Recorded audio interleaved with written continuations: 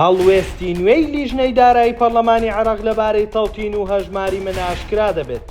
پێشنیاری نوێ بۆ خێرا بەڕێوەچوونی پرۆژەکە چییە؟ یوسف کیلابی ئەندامی لیژنەی دارایی پەرلەمانی عێراق لەبارەی کێشەی موچەخۆرانی هەرێم ڕایگەیاند. بڕیاری دادگای فیدراڵی بۆ تەڵتینکردنی موچەی مامۆستایان و فەرمانبەرانی هەرێمی کوردستان بڕیارێکی دروستە و پێویستە هەردوو حکوومەتی عێراق و هەرێم پابەند بن بە ڕەوانەکردن و دابەشکردنی موچە لە کاتی خۆیدا، هەروەک تەواوی فەرمانبەران و موچەخۆرانی دیکەی عێراق. ناوبراو ئەوەشی وتووە پێویستە بە خێرایی دەست بکرێت بە پرۆسەی تەڵتینکردنی موچەخۆرانی هەرێم لە بانکەکانی حکوومەتی عێراق. بۆ خێراکردنی پرۆسەکەش دەتوانرێت پارێزگا بە پارێزگا دەست بە پرۆسەکە بکرێت.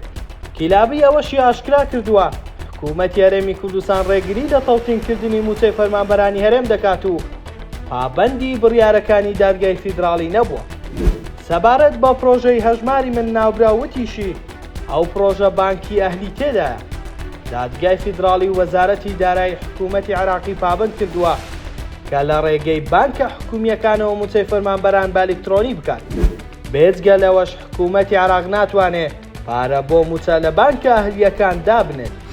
یوسف کیلابی لە دیدارەکەیدا کە لە کەناڵی KNN ئەنجامیدا دڵنیایی دەدات بە مامۆستایان و فەرمانبەران و موچەخۆرانی هەرێمی کوردستان کە بەپێی بڕیارەکەی دادگای فیدراڵی ئەوەیە کە لە یاسای بودجەدانراوە و حکوومەتی عێراق و وەزارەتی دارایی پابەند کردووە بە ناردنی پارە بۆ موچەخۆران و هیچ ئاستەنگ و ڕێگریەک نییە بۆ ناردنی پارە. دەستیشی کردەوە یاساکە وەک خۆی جێبەجێ دەکرێت و موچەی موچەخۆرانی هەرێم لەلایەن عێراقەوە دابین دەکرێت. سەبارەت بە پلە بەرزکردنەوە و خەرجکردنی بڕەپارەکەی ئەندامەکەی لیژنەی دارایی پەرلەمانی عێراق ڕاشی گەیاند سەرموچە و پلە بەرزکردنەوە پەیوەندی بە حکوومەتی هەرێمی کوردستانەوە هەیە. ئەوەی پەیوەندی بە وەکداوە هەیە دابینکردنی شایستە داراییەکانی موچەخۆرانی هەرێمی کوردستانە و ئەو بڕەپارەی لە لیستی موچەی فەرمانبەرانی هەرێمدا هەبێت وەک خۆی جێبەجێ دەکرێت بە پلە بەرزکردنەوەشەوە.